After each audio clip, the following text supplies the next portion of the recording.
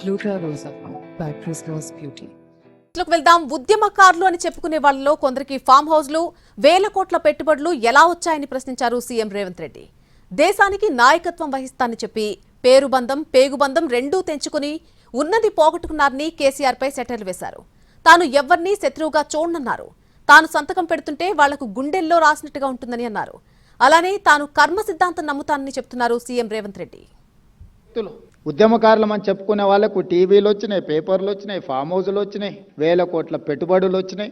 అయినా మేము ఉద్యమకారులు అని చెప్పుకుంటూ ఉంటారు. రాజకీయ ఉద్యమం నేపథ్యంలో రాజకీయ ప్రయోజనాన్ని అంచనా వేసుకొని గాలి ఏ వైపు వీస్తుందో అంచనా వేసుకొని గాలికి అనుకూలంగా ప్రణాళికలు సిద్ధం చేసుకొని పేరుబంధం పేగుబంధం తెంచుకొని దేశానికే నాయకత్వం కావాలి, నాయకుడు కావాలని దురాశతోని బయలుదేరి ఉన్నది పోయింది, ఉంచుకుంది పోయింది అనే పరిస్థితులు ఈరోజు రాష్ట్రంలో రావడం జరిగింది.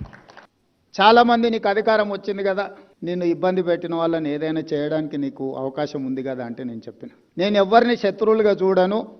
నేను శత్రువుగా చూడాలంటే కూడా వాళ్ళకి ఆ గొప్పతనం ఉండాలి, ఆ స్థాయి కూడా ఉండాలి. దేవుడు నాకు ఒక అవకాశం ఇన్ని రకాలుగా ఇస్తున్నాడు అని అంటే ఈ సమాజానికి నా వైపు నుంచి చేయవలసింది ఎంతో ఉంది అని ఆ బాధ్యతతోనే ఈరోజు ముఖ్యమంత్రి పదవి నిర్వహిస్తున్న తప్పితే నన్ను ఇబ్బంది పెట్టినరానో లేకపోతే నాకు నష్టం కలిగించినరానో నాకు కష్టం కలిగించినరానో నేను ప్రదర్శించదలుచుకోలేదు.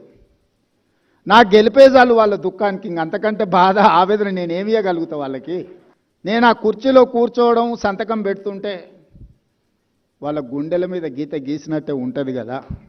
నాకెవరో నచ్చలేదనో నాకెవరి మీద కోపం వచ్చిందనో నేను ఈ అధికారాన్ని ఒకవేళ వినియోగిస్తే నాకంటే మూర్ఖుడు ఇంకొకడు ఉండడు అని నేను భావిస్తున్నాను. అందుకే ఈ 20 నెలల్లో వాళ్ళు చేసుకున్న పాపాలకు వాళ్ళు పోతారని నేను కర్మ సిద్ధాంతాన్ని ఎక్కువ నమ్ముతా. మనం చేసుకున్నది మన ఎంబడి వస్తుంది, ఎవరెంత చేస్తే వాళ్ళకి అంత వస్తుంది, వాళ్ళు అనుభవిస్తారని.